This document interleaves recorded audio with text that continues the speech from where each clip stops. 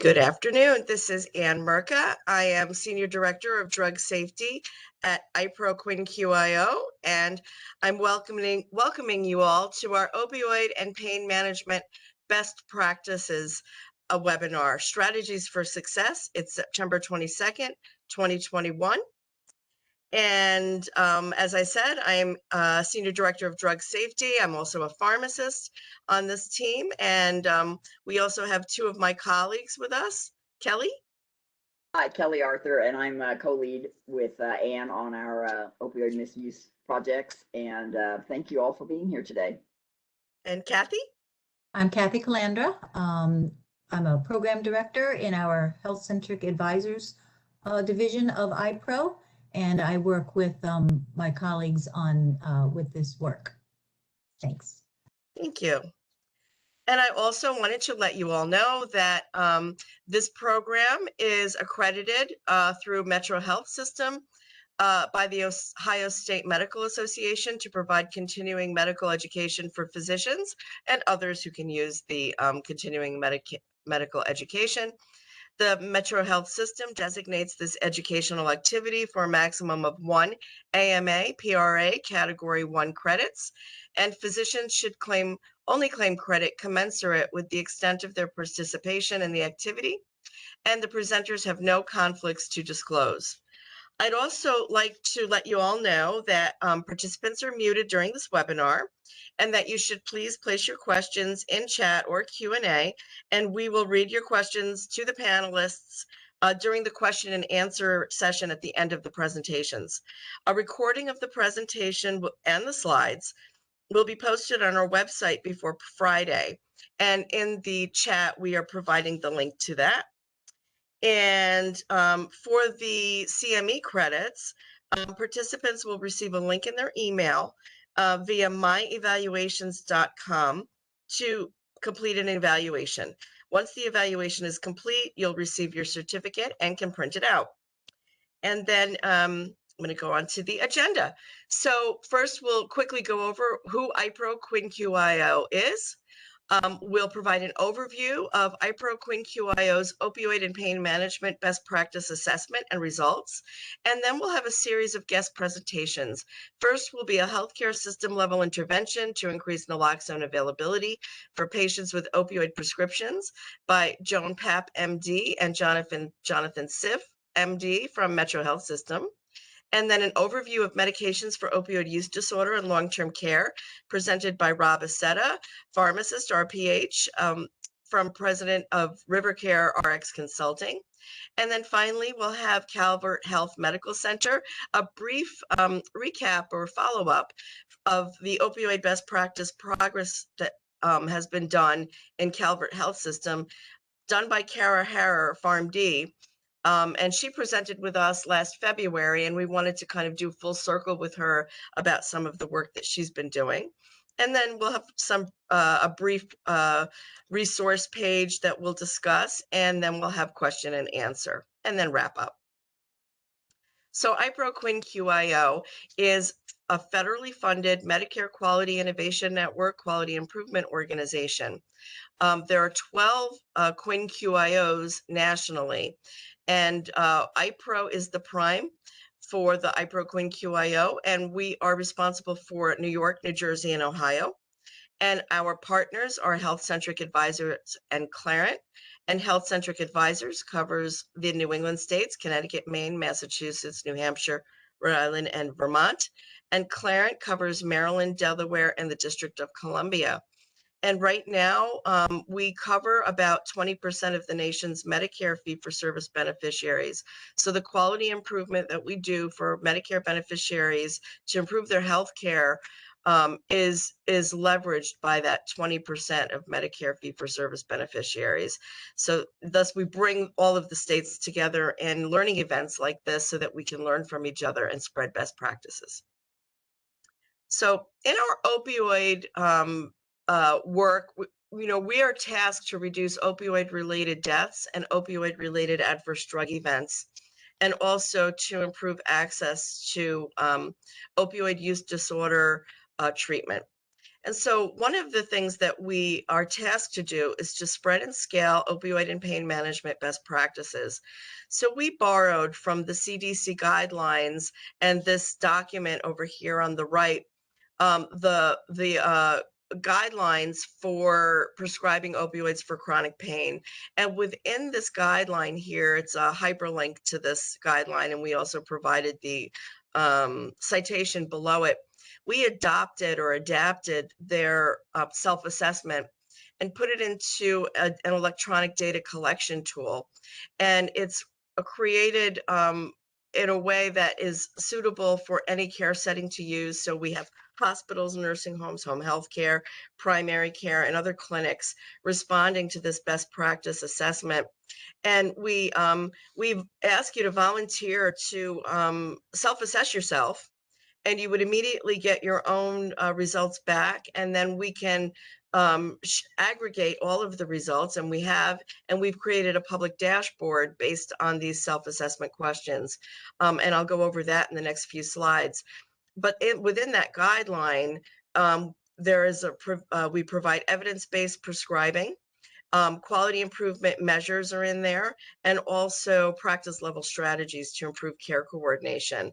And the goal is to reduce adverse events and reduce opioid related deaths. So this is a live link. When you get the slides, which will be posted by Friday at the latest, you can self-assess yourself, and I believe we're putting it in chat. So this is one of the versions, or one of the displays for our best practices aggregate dashboard, which is publicly available. And I provided the link at the bottom of this page. You can see that. And what you're seeing here are the recommendation areas. There are 12 recommendation areas in those guidelines, encompassing 22 different questions. And what we're trying to do is increase the best practice spread and scale for leveraging hospitals and all of the other healthcare settings that we work with to respond frequently and very frequently to whether they do these best practices. So this is a view where you're seeing frequently and very frequently response frequencies.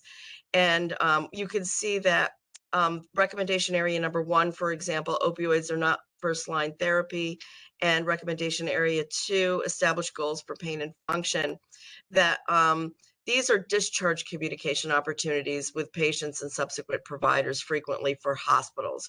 So this is hospital data that you're looking at right now, so that we compare apples to apples and oranges to oranges. So all of the hospitals are aggregated here. So we see some opportunities there. Baseline is the blue line.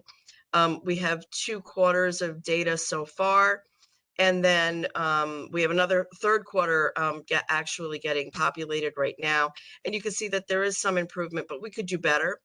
And also recommendations 7 and 8. 7 is evaluate benefits and harms frequently. And 8 is use strategies to mitigate risk. That equals naloxone prescribing. That is the naloxone prescribing guideline right there that it addresses. And you can see that a lot of work needs to be done in that area. And that's why we have our colleagues from Metro Health presenting on their naloxone initiative.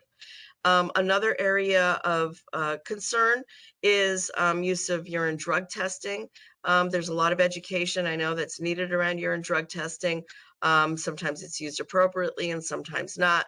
So IPRO is looking forward to providing more education around that, those tasks.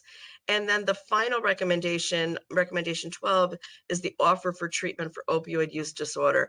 And again, that encompasses buprenorphine, it encompasses methadone, referral to treatment and therapy, which we can do a lot more work on that too. We see some improvement, but we could do better. For skilled nursing facilities, this is the next slide. Some of the things that popped out to us when we were evaluating the data was that recommendation 4 is using immediate release opioids when starting opioids. that still should be better, because we should never initiate opioid dosing with long-acting formulations. That should never occur. So we have to be very careful, especially on care transitions, when people might be, when residents might be switched to a different formulation, just immediately prior to a care transition. The effects of that formulation, if it's long-acting, could be felt much later in that day or days later in the event if somebody was, for example, switched to a fentanyl patch. Recommendation 8 is, again, using the strategies to mitigate risk, very similar to the hospital responses, where we need to improve naloxone prescribing and access. And then 10, urine drug testing, again, that mirrors the hospital work even more. The data is very poor on the urine drug testing in the nursing homes. So it is an opportunity for education, and also for offering treatment for opioid use disorder. Again, a big opportunity there. So for primary care, we had fewer respondents, and we'd really love to have more. The more respondents we have to this self-assessment, the better the aggregate data is. And so we had less than 10 respondents to this, but it's still worth looking at. More data is needed, but current results track with known issues, such as risk mitigation strategies and naloxone prescribing that could be improved. Offering treatment for opioid use disorder can be improved, as can the use of urine drug testing and other items that require more conversation or time may happen less frequently in a primary care or an ambulatory care setting. And so that is understood. And so again, we have the link in that other slide for this aggregate data. Feel free to go explore yourself.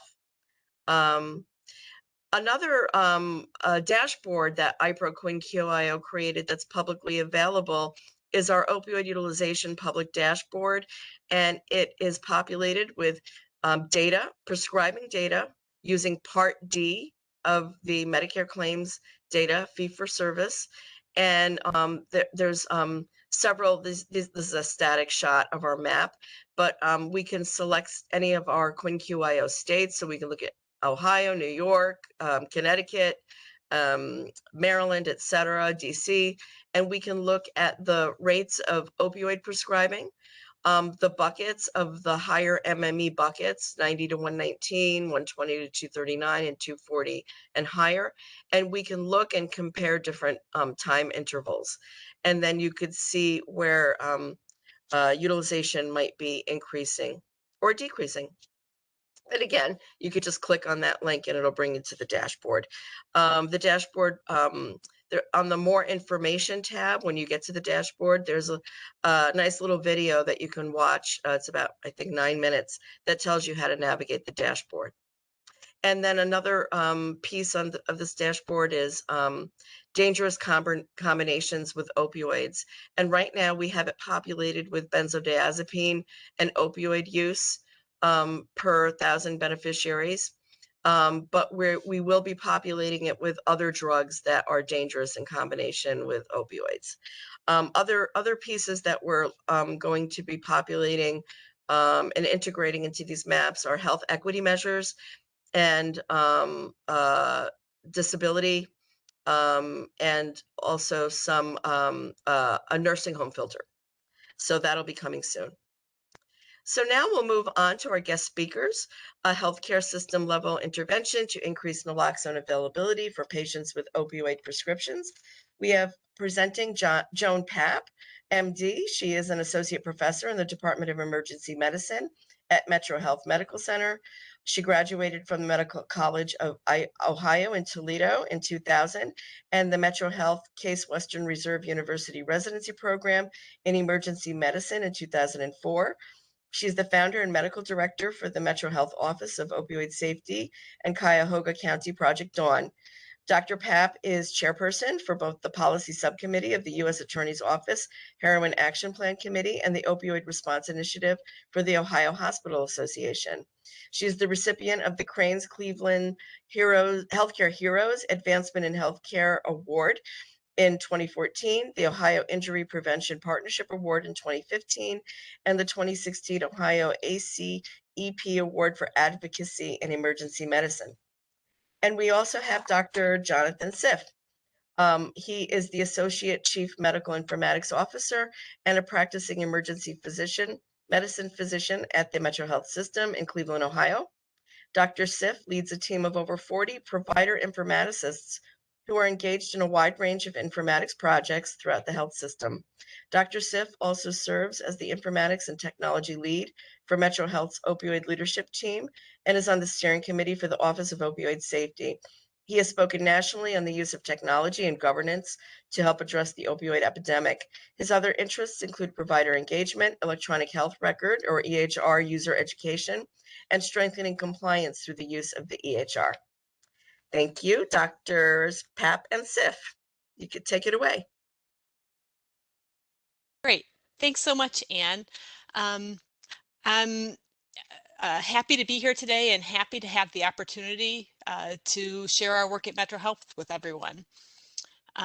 So without further ado, we can go ahead and jump on in. Okay. So I'd like to start by just giving a little bit of background on our naloxone distribution program and some of the initiatives around distributing naloxone and increasing access in our community. At Metro Health, we've been distributing naloxone since 2013 in the community, and through the Office of Opioid Safety, we have been distributing since 2017, along with other opioid initiatives to increase safety throughout the community and through our hospital system through education, advocacy, and treatment efforts. And our focus is really threefold. We want to prevent opioid addiction. We want to address harm reduction through naloxone and other efforts, and we want to provide treatment of addiction through our Office of Opioid Safety as well. We have a team that's dedicated to both community naloxone distribution and overdose outreach and other interventions that are aimed to support providers on safe opioid prescribing, including our naloxone co-prescribing. We also lead MAT programs for at-risk populations in the emergency department, jail, and ambulatory settings. And this is our Office of Opioid Safety website and the link to our webpage. Let me go on to the next slide. Okay. So in the community, multiple studies support the provision of naloxone reduces overdose fatality rates, and implementing opioid overdose and education naloxone distributions reduce the risk of overdose death. Provision of naloxone to high-risk patients is also recommended by both the CDC and the World Health Organization. And according to the CDC, at 50 MME, the risk of overdose doubles, and at 90 MME or higher, that risk goes up by tenfold. In the healthcare setting, the CDC guidelines recommend that providing naloxone to patients with any MED over 50. And that also includes individuals who have a history of overdose, they have a history of substance abuse or concurrent benzodiazepine use along with opioids. All of those individuals are recommended to have a prescription for naloxone. And in the state of Ohio, our medical board requires that naloxone be offered to patients with either subacute or chronic pain at or above 80 MME. Go to the next slide. So at our institution, we have focused on two distinct high-risk groups at risk for opioid overdose. Those individuals who are using illicit opioids, and we provide that access in the community through our walk-in sites and in the hospital setting. And the second distinct group are the individuals who are prescribed higher doses of opioids, either alone or in combination with other sedating medications like benzodiazepines. And the efforts that we're going to talk about today are going to be focused on that second group of patients who are co-prescribed opioids. The next slide. So our educational efforts were really our first approach at getting this information out to providers and increasing co-prescribing of naloxone. We attempted to make numerous educational interventions, including education in the community to let people know, that this was available. In the hospital setting, we've conducted extensive peer review of our providers to provide interventions for their patients on high doses of opioids. And then we conducted a series of opioid town halls, which were educational interventions to every provider, including nurse practitioners, PAs, and physicians in the hospital system, to get out just very basic opioid stewardship information about opioid prescribing and other interventions.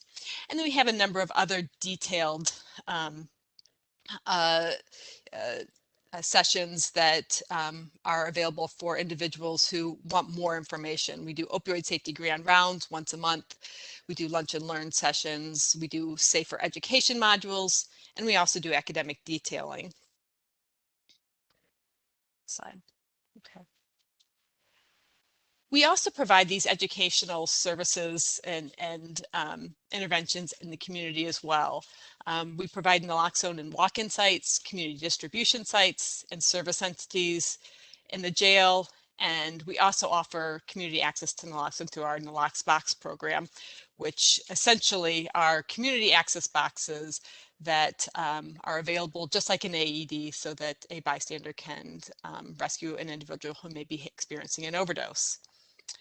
Now, with all of this education, we rapidly realized that our efforts to change and educate providers was a monumental task. And our providers were practicing in vastly different settings, and they really needed a boost. In our town hall meetings to educate our providers on naloxone distribution, we repeatedly heard from our providers that what they needed was a simple fix. Something in an electronic health record, a technology fix that would hardwire a solution. They simply just could not easily incorporate a reminder to co-prescribe naloxone without a more permanent solution. What they were asking us to do was to make the simplest option also the safest option. And so with that request, I knew what I needed to do. I needed to turn to my peer, Dr. Sif, who is an expert in informatics and hardwiring solutions into the electronic health record. And so with that, I will hand it off to Dr. Sif, who can tell us about that intervention. Well, thank you, Joan. So as Dr. Papp said, Metro Health has a long history with distributing naloxone, and we came to the realization that while we were doing a fantastic job in the community and in taking care of patients in the EDs, we really were not prescribing naloxone along with opioids as often as we needed to be. And as we all know, co-prescribing naloxone is the best practice, and we've proven it saves lives. So we really wanted to make sure that as Joan pointed out, that our providers could do it as easily as possible and not have to try and remember one more thing among the many things they remember during a visit. Next slide. So what we decided to do was to create a decision support intervention for naloxone prescribing. And the goal of this intervention, or any decision support, is to try and make it meaningful for providers and patients. So we started by respecting the 5 rights of clinical decision support, which is that you need the right information provided to the right person in the right format, through the right channel, and at the right time in the workflow. So to meet these rights, we wanted our alert to clearly indicate its purpose, which was to co-prescribe naloxone. We chose to only show it to the actual provider doing the order while they were placing the order for an opioid or for a benzodiazepine in a patient already on an opioid, and before they'd completed the ordering process. Again, the goal was to make it as easy as possible for the providers to do the right thing with minimal disruption in their workflows. Next slide. So this screen shows what our providers see when they place an order for a common opioid pain medication. And when they click the sign button, they're going to get a reminder about prescribing naloxone. Next slide. So in the top panel, you can see the alert. It reminds them, that they should be prescribing naloxone, and it explains to them why they're seeing the alert. This is really important for them to be willing to do it, to understand why they're seeing it. If they're not going to go ahead and prescribe, then it requires them to put in a comment about why. Next slide. So if the prescriber accepts the alert, the system just drops the additional prescription for naloxone into their ordering session. They don't have to go back and write the order themselves. It's just there for them. And they can easily accept the new orders or add additional orders and move on with their patient care. Next slide. So with any intervention, the big question, of course, is, did it work? So we decided to take a look at that. In the 9 months prior to the alert, we had very few people prescribing naloxone, and only a fraction of our patients with high MEDD prescriptions actually got a prescription for naloxone. As you can see, after the alert, the numbers dramatically improved, moving from 17% of our high MEDD patients to 71%. Next slide. A frequent reason our providers gave for not prescribing naloxone in the first place was that no one's going to fill it. They're just going to get the opioid and move on. So we decided to look at that, and we found that both before and after the alert, we saw a naloxone fill rate of about 42%. This is based on pharmacy data that gets returned to our system. While the alert didn't impact the fill rate, because we were prescribing so much more naloxone, it led to 25 times more naloxone available in the community. And again, we know that can help save lives. Next slide. And while it was really exciting, our results, what was even more exciting is the fact that we've had the opportunity to share this process with other hospital systems and other providers and give them some guidance on how they can implement it in their own organizations. We published this process. I put the reference there for anybody who's interested in seeing it. And one of the most important things about groups like this is that it helps break down the competitive barriers between organizations and lets us share knowledge which can save lives. Next slide. So with any new process, there's always some challenges. And some of the challenges we found early on were it was one more alert for providers to see. They complain about alerts, and this was one more. So in retrospect, we looked back at the alert and found that it was firing for some patients who probably didn't need it, like for prescription cough medications. And we modified it. So it's now much less intrusive, and providers are seeing it far less often and far more often when they need to see it for the at-risk patients. As we discussed, providers didn't think their patients would fill the prescriptions. We showed them they do. Some providers are worried about the legal implications of co-prescribing. We were able to work with our legal team to show them that there's not increased risk by co-prescribing. It's actually a risk mitigator for them. And again, providers just didn't understand initially the importance of co-prescribing, and hopefully the text in the alert helps them with that, and certainly all the fantastic education that Joan and her team from the Office of Opioid Safety do has really taught them why this is something that's important for them to do.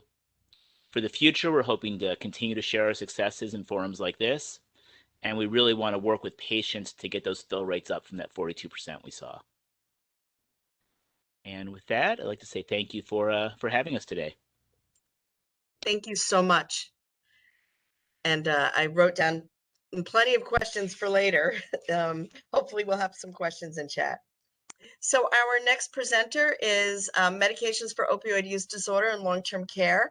And our speaker is Rob Aceta, RPH. He is a pharmacist. He is the president and owner of River Care Consulting, LLC, a care strategy consulting business for post-acute rehabilitation, long-term assisted living, group, and community care organizations. A board-certified geriatric pharmacist, he serves as a consultant and educator in a variety of roles. He is a member of the Connecticut and New York chapters of the ASCP and presently serves on the American Society of Consultant Pharmacists Board of Directors as Region A Northeast Region Representative. He's a graduate of St. John's University College of Pharmacy and Allied Health Professions in New York. Thank you, Rob. You can take it away. Hey, thanks, Ann. Thanks for that great introduction. Hi, everyone. It's great to be with you today. I want to give a little session today for you. We're going to call it Medication-Assisted Treatment, Medications and Opioid Use Disorder in Long-Term Care Settings. It's a work in progress. Next slide, please. So I just want to comment that at the beginning here, I thought it would be very helpful for you to have some web-based resource links at the beginning of the talk, because throughout my talk, we're going to access these 4 particular sites frequently. But I thought, again, for you to have them as a separate slide, you may be able to take this and use them at your convenience. And there really is a whole lot of information that would be helpful to assist with your ongoing efforts to provide better care in the facilities. So there you are. Next slide, please. So to start out, the patient admissions criteria. First of all, you may be familiar with the fact that if you're in an opioid treatment program or if you're taking medications for opioid use disorder, you have to meet certain criteria for the medications to be provided in the first place.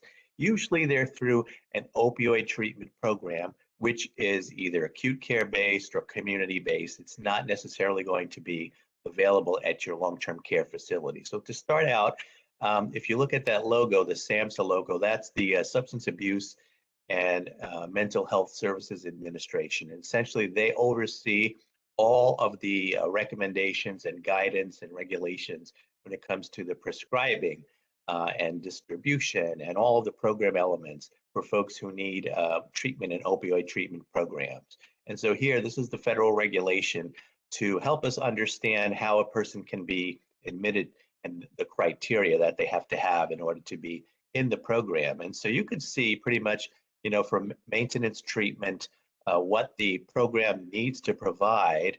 And of course, it's a diagnostic criteria, number 1. There's some time element there for how long a person has been addicted and so on. And I think, you know, it's really important to understand the basics when you get started with this program. Next slide.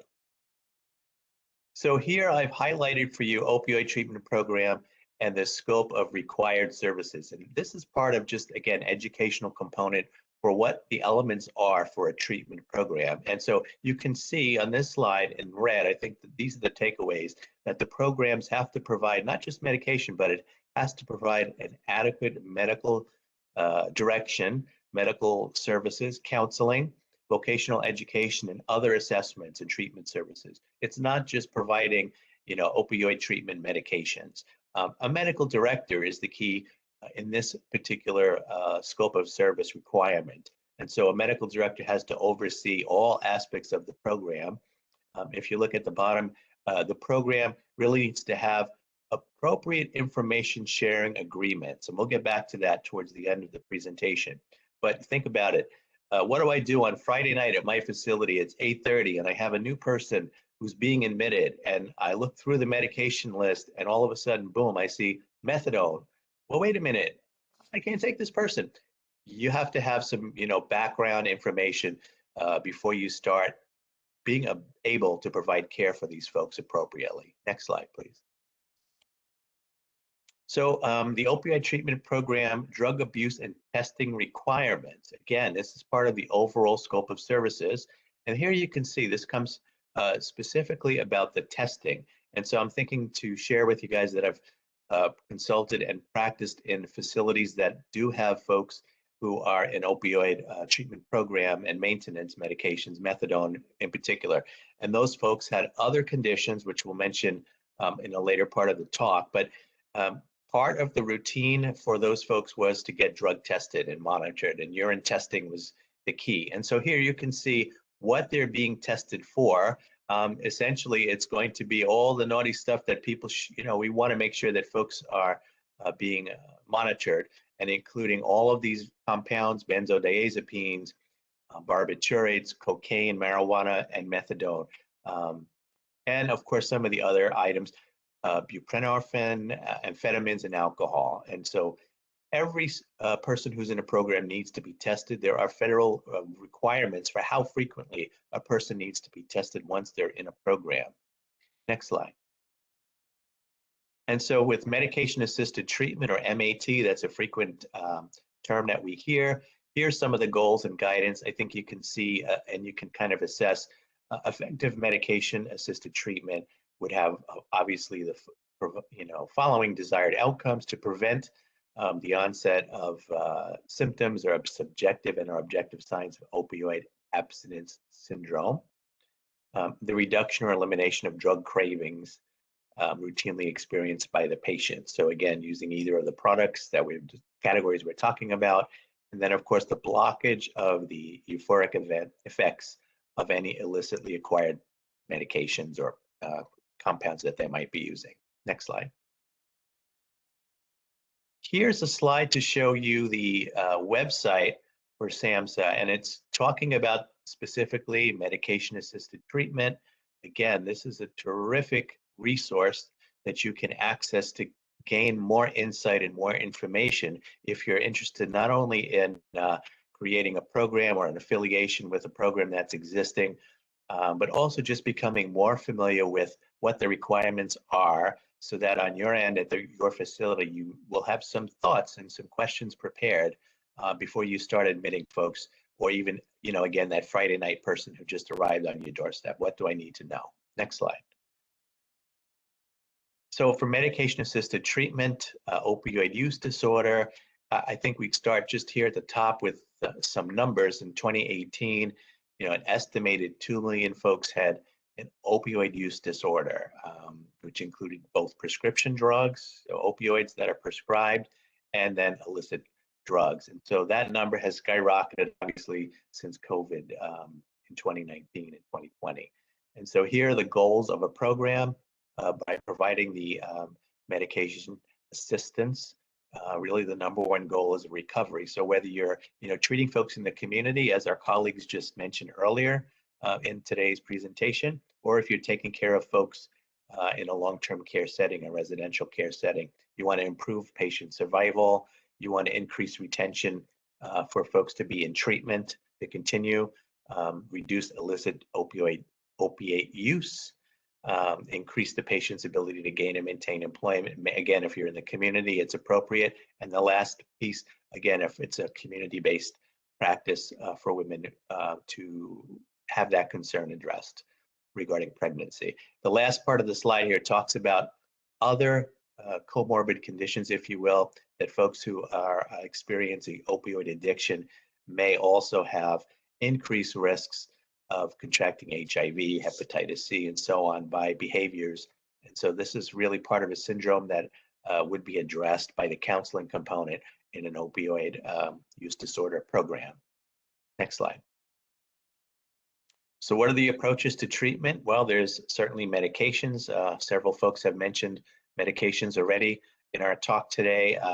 Counseling, related conditions. I think the FDA has stepped up and provided approval for buprenorphine, methadone, naltrexone. Of course, naloxone is the opioid overdose medication of choice. Next slide. So program medications and rescue treatment. Here, we're just going to highlight dependency medications. We've mentioned these names already and what their actions are. And I would venture to say that the two most common ones that we see in our practice would be methadone and buprenorphine. The opioid overdose prevention med, naloxone, is really interesting how the folks in Ohio have taken that to the next level and incorporated informatics and using the EHR to help get that medication prescribed. I was thinking while the folks were talking that we have some states in the region who may have folks on the call where the states actually require naloxone to be prescribed with an opioid. So you can't, the pharmacy actually would be liable if they dispense an opioid and not dispense the naloxone. So it depends on your state. I'm sure that each state has its own specific regs when it comes to the dispensing. Next slide. So again, this one is particularly talking about naloxone for the education component. What is it? What does it do? I would encourage you to become familiar with that product. Make sure that if you're in a long-term care setting, that you have naloxone in your emergency kit. We presented some information on another seminar, another webinar about having naloxone, and we were shocked to learn that many facilities do not have naloxone as an emergency drug in their kit when they know their residents have opioid medications prescribed. Next slide. So I want to go and transition. That's a great word. We talked about transitions earlier today. And I want to transition to that scenario that we talked about just a bit earlier today on my talk, which is the folks that appear on your doorstep, and they need treatment. And how do we take care of them? So when they're being admitted from a program in the community, or they're coming to you from a hospital, acute care setting, and now they're here for short-term rehab, or they're here eventually to convert to a long-term care patient. We found this information in the government of Massachusetts state information. They had actually created a toolkit. So I want to give them credit for this toolkit, and there's a great resource there. Part of your access to it is there at the bottom of the slide if you would go to it.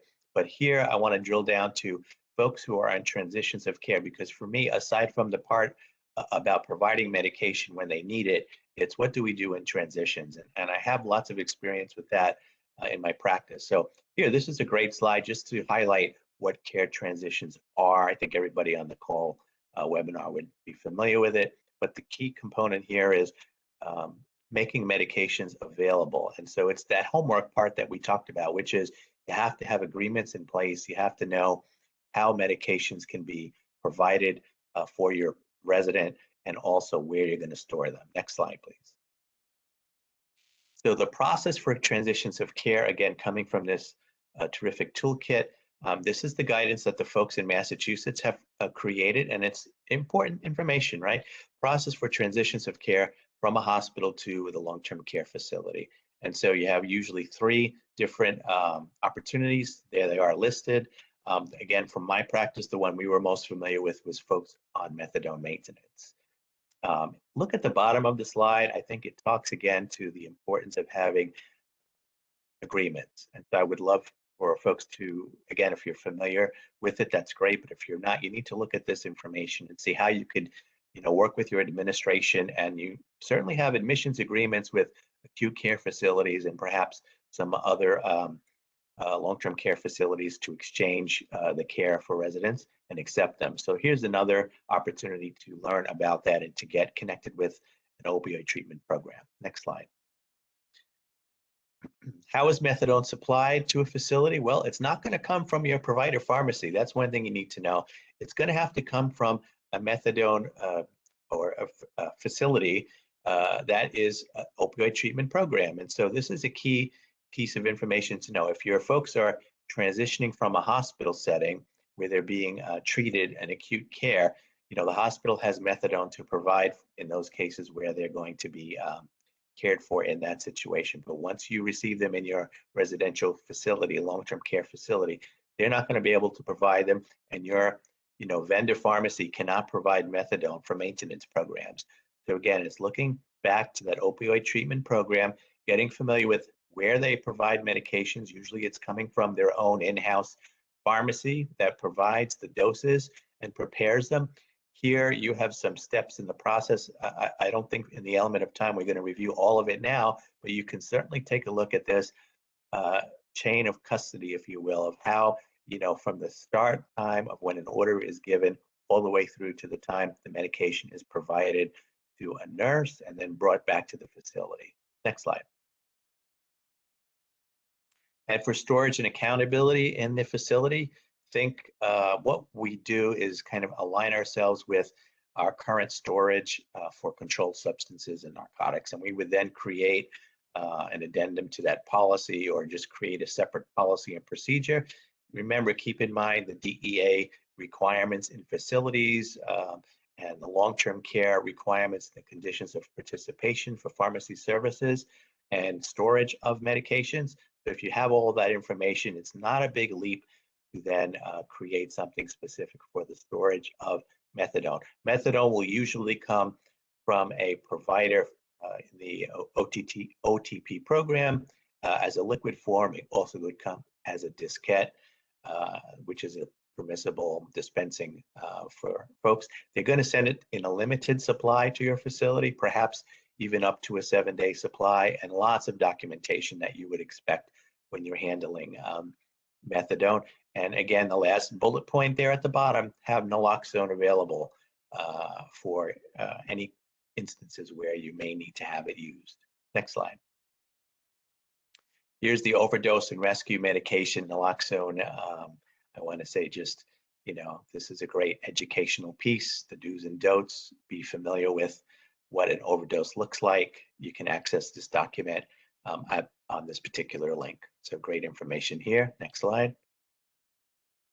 I wanted to share some guidance from another state. So in New York State, the Office of Addiction Services and Supports is the agency that oversees all of the programs in New York State. And they sent out a letter, I guess it was a downtime in the COVID crisis, but early February or late February this year, best practices for long-term maintenance with medications for patients with opioid use disorder. And so you can see here's a directive. It's giving a little bit more information about medications that are approved for opioid use disorder, MOUD. They talk about what medications might be preferred and some of the challenges that are faced. We can go to the next slide. I want to share with you a directive that comes from this letter. So for folks who are receiving medications for opioid use disorder, it's important to know that they're not to be excluded from residential care settings. And so this sentence or this statement is really important for folks in New York State, and I think you can extrapolate it to your state, to your location, that if you're receiving a medication, they shouldn't be excluded from a skilled nursing facility or a long-term care facilities, and simply because that they're using these medications for maintenance or in a program. Next slide. So to find clinical guidance for New York State, they have, again, a lot of information available. It was interesting when we were scrolling to find this information specific for treatment of opioid use disorder, we found it under the New York State Department of Health AIDS initiative. So it goes back to that conversation we were talking about a little bit earlier. HIV, hepatitis, and opioid use seem to be linked in the folks in this department, in New York State Health Department. So here's a snapshot and a link for you to go and see their particular information. Next slide.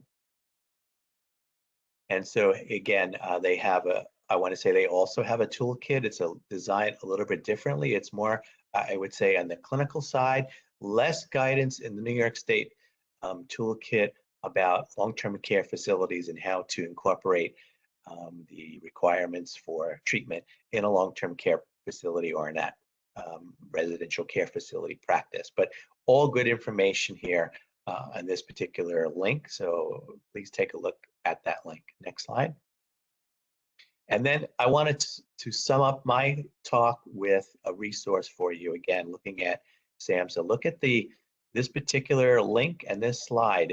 It's caring for older adults. So think about the folks that we take care of. I'm a senior care pharmacist. I want to, I'm really glad that we have folks earlier on the call talking about what they're doing in the community and how we can, bridge that to the long-term care folks. But these are folks that we take care of in long-term care, older adults. They have a great resource, again, for folks who are taking care of older adults in residential care facilities and long-term care facilities. So I'm happy, next slide, I'm happy to take any questions. It's been really a privilege to be with you today. Thank you. Thank you, Rob. Thank you very much. But I think what we'll do then is look at, provide some of the resources that, this is just a brief overview of some high-level resources that we recommend for long-term care. We're recommending the American Society of Consultant Pharmacists Opioid Stewardship Toolkit, and also the pain management in the long-term care setting from the AMDA. And so those are two really great resources to use. And then for general community work, the resources at the Office of Disease Prevention and Health Promotion at the CDC provides pathways to safer opioid use. And there are continuing education credits you can get utilizing that resource. And then other pain management resources, we have an opioid adverse drug event counseling resource for community pharmacies, and that is really to drive pharmacy-based naloxone prescribing, which is one thing we didn't talk about during this presentation. But you know, all the states in the nation have some form of standing order where pharmacists can offer naloxone to naloxone prescriptions to patients who are receiving opioids. So this is something that we think is very important. It's another avenue that we should be using, and it's another avenue where we're seeing low numbers of naloxone being offered. So we'd like to push that up. So we have a program for that, and we worked on that in collaboration with the University at Buffalo College of Pharmacy. Here's the toolkit that for long-term care, for MOUD and long-term care that Rob shared with us. And then finally, we have pain management and opioid safety during care transitions. We developed via a consensus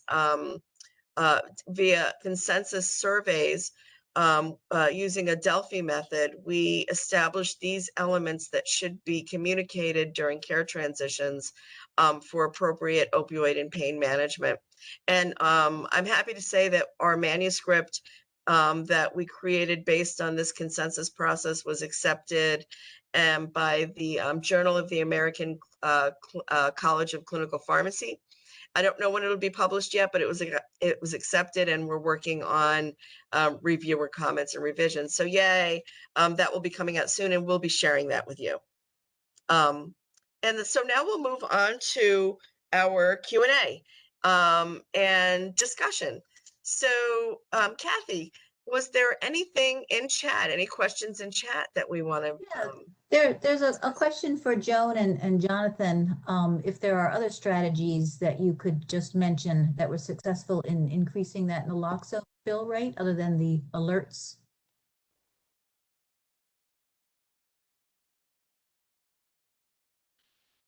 Joan, well, do you want to? I can do my best. You know, definitely we did a lot of provider education. We you know, did town halls, and we do academic detailing where we meet directly with providers, talk to them about opioid stewardship and specific strategies. That's probably the second most effective means that we have of really changing provider behaviors outside of the electronic health record, because you're having that one-on-one discussion with the provider. We have a pharmacist who is trained in academic detailing, and she you know, she has a script that she follows, and you know, provides some really targeted messaging on safer opioid prescribing, which includes information about naloxone co-prescribing as well. And then, you know, she follows up with them to make sure that they, you know, have all of their questions answered and have had a chance to try things out. But I would say that the biggest, most dramatic change that we saw was by implementing that that tool that Dr. Sif talked about. That's where we saw the biggest increase. There is another question for you. How did you gain buy-in for hardwiring the changes in the EHR to automate and scale naloxone prescription? And do you have, from the same person, do you have lessons learned, best practices to share for health systems trying to implement similar change? I can answer probably the first half, and John can answer the second half. So we were very lucky early on in the development of our Office of Opioid Safety. We started an opioid executive committee that was led by our chief clinical officer. It was made up of stakeholders from informatics, including Dr. Sif, business analytics, so that we could have access to data. We had input. We had a representative from our legal department, quality, and several others who really helped to sort of look at data and help to identify best practices, and help us to really kind of hone in on what we felt were going to be the most effective interventions. And having regular access to leadership in this format, I think, was really just vital to quickly turning around, a good idea into practice. And so, I strongly recommend, if you have the opportunity at your organization, to create something like that, an opioid executive committee with leadership buy-in. I think that's the best way to kind of get those things turned around really quickly. And then I think, John, you could maybe speak to how those tools are shared. Sure. So let me just add to that. One of the things that I think was very helpful was the Opioid Executive Committee also included representatives from the medical staff leadership. So that gave us a link to the medical staff directly to socialize this. Dr. Papp and her team was also meeting with various leaders in the organization during this time about many topics, opioid related, and started to socialize this as well. With any change, you need to manage it, as we all know. And getting leaders used to the idea that this was important and having them understand why we were going to be doing it was really key to getting the buy-in. Lessons learned, I think, when you implement alerts, you want to make sure that that alert is focused on the people who need to work on it. We didn't want to show it to nurses. We didn't want to show it to other folks that couldn't do anything about it. And to be willing to go back and look at your alert and make sure it's doing what you hoped it would do, which we did. Happy to expand on any of that. There's also a question. Well, also, Ann, I don't know what you want to do. Kara, I think is actually available. Are we out of time, or? You know what? Let's if there's other questions, let's hit the questions first, and then we can have Kara come on if we have a few minutes at the end. And then I have some other ideas for Kara too, potentially. So Okay. So there is another question. How specifically we're interested in how were patients, PFACs, patient family advisories, peer support specialists, were they included in increasing the fill rates at all? Or was that not an opportunity? At Metro Health, we use our peer supporters to work directly with patients who are struggling with opioid use disorder. That's a separate and distinct population from the co-prescribing population. The way it works at our institution is that we co-prescribe naloxone to individuals who are prescribed opioids and are high risk based on several factors, the MME and other medications they may have. Typically in our institution, individuals who have an opioid use disorder or are actively using illicit drugs they're on a different pathway. They receive a naloxone kit, and they receive that kit in hand in the emergency department, so it's actually dispensed rather than prescribed. And so we have a little bit of a different pathway. Our peer supporters do encourage them to take that kit, but they typically are not involved with the patients who are co-prescribed naloxone with opioids.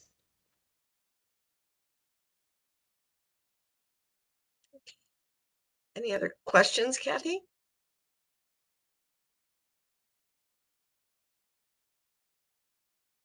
Are there any other questions? No?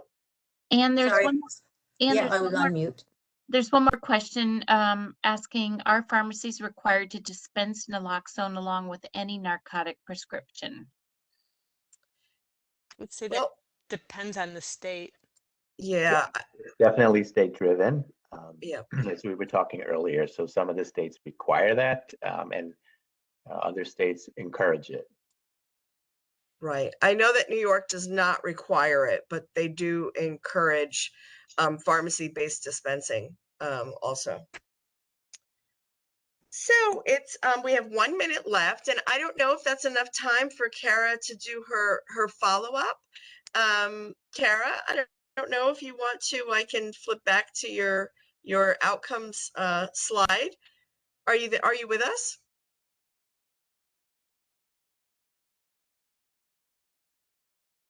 Okay, I think she's having problems with her phone.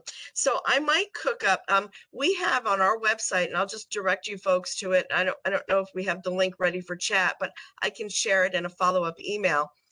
Kara's previous presentation is a bite-sized learning video on our website.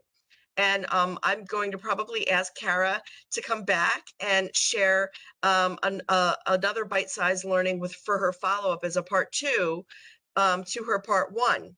And then you can have, both her original presentation and her follow-up in a nice package. So I think that's how we'll configure that, so we can get Kara's great information out to all of you. But I'll discuss that with Kara afterwards. But I think that might be a good plan. I want to thank our speakers so much for sharing today. I learned a lot, and I thank you all, and best of luck with continuing your projects. And I'm hoping that folks who joined us today will consider implementing naloxone in your health systems and increasing naloxone prescribing.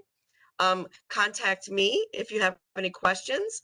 I believe, I think my email's not on there, but it's amyrka@ipro.org. And I'll be following up with attendees after the webinar with a thank you and more information. Thank you all for joining us today, and thank you, presenters.